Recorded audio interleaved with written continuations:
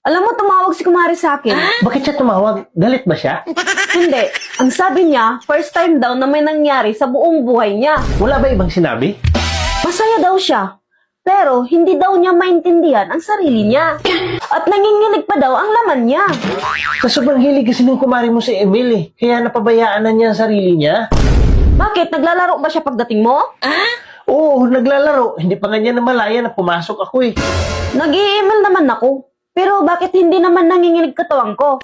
Kumain lang naman ako dun sa kanila eh. Paano kasi, naglaro siya ng Emil, nakatungtong sa lamisa, tapos nakabuka ka pang ganyan, tapos bakat ng bakat. Anong masama dun? Wala namang problema dun ah. Eh kasi nga magkumari kami, di ba? Bigla siya nagsalita na, kagatin mo pre, bilis pre, kagatin mo pre. Oh, natataranta ako, ang ginawa ko, kinagat ko rin agad. Ay, tanga sa email yun, hindi ikaw. Eh bakit kasi niya sinabi na kagatin mo pre? Eh magkumari kami. Eh siyempre, sino bang hindi kakagat nun? Laki-laki. Hindi ba siya nagagalit sa'yo?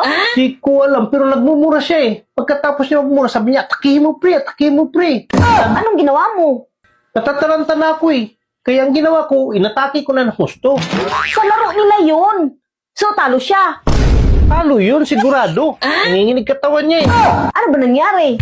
Sabi niya, ang laki kasi.